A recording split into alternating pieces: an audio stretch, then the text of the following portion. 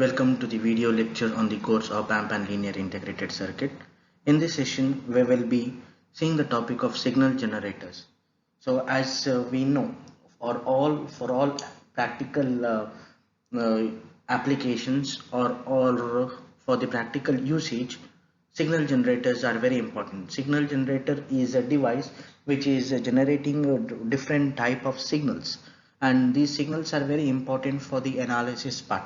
So in this session, we will be seeing one important element of a signal generator, which is very useful in all the signal generators or function generators we call, that is the integrated circuit. So we will see the analysis of this integrated circuit in this particular session. Seeing the circuit diagram, the op amp used as an integrator is an important element of a signal generator. So this is very important part. We call it as art of the signal generator, the integrated circuit. So this will be the circuit diagram of a integrated circuit using an op amp. In this case, the circuit is used in inverting configurations. We call it as it is used in inverting mainly because the input is applied to the inverting terminal of the op amp and the non-inverting terminal is grounded. We are using two elements, that is the R and the capacitance C. The capacitance C is used in the feedback path.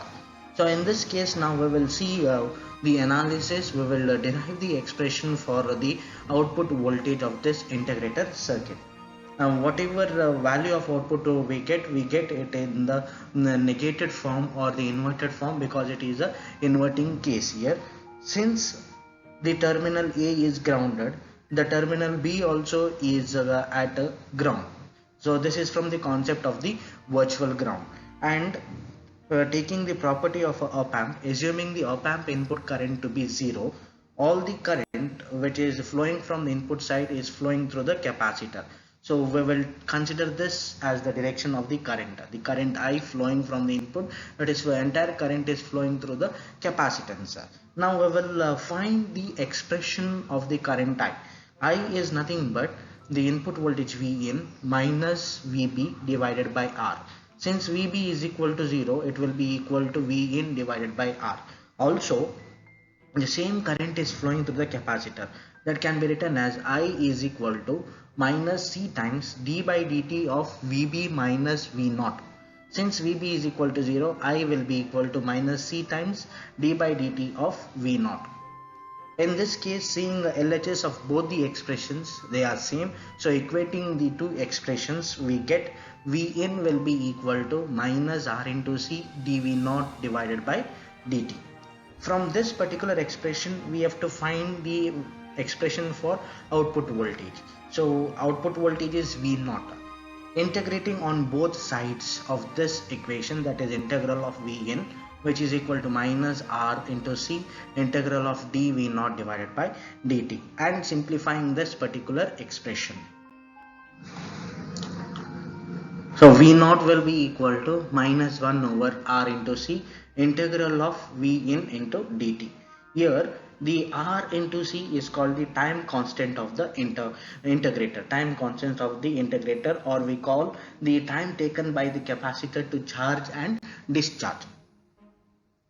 Suppose if we assume the input to be a square wave, that is Vin is equal to the amplitude of the input is equal to A for the time interval 0 to t by 2 and minus A for the time interval t by 2 to t.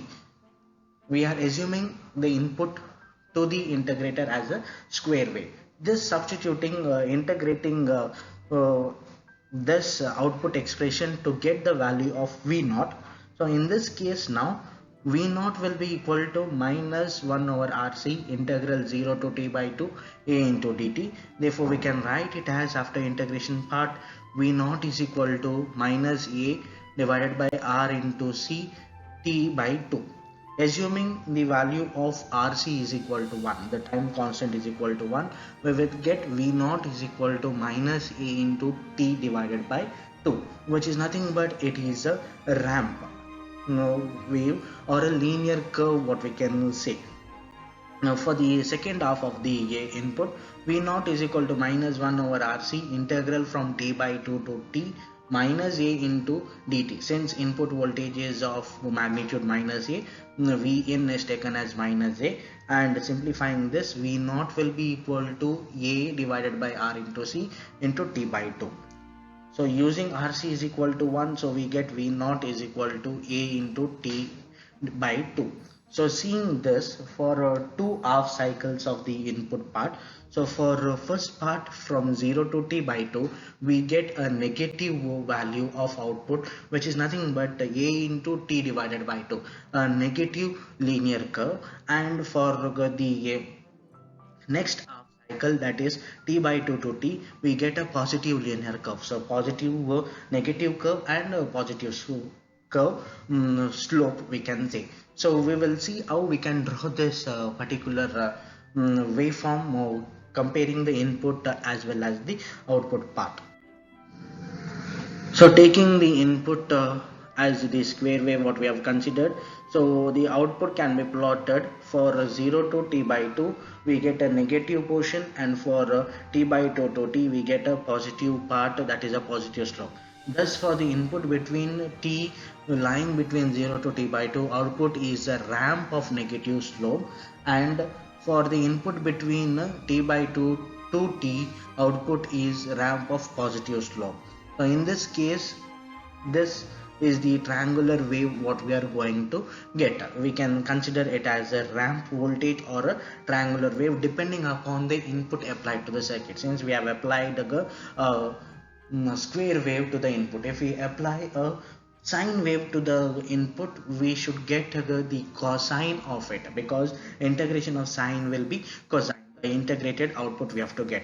This is due to charging and discharging of the capacitor during the alternate half cycles. So depending upon the input provided to the circuit, we obtain the integrated output of this particular circuit, and this particular part of the circuit can be used in the major application, that is the function generators or signal generators of the circuit. So thank you for watching this particular video session.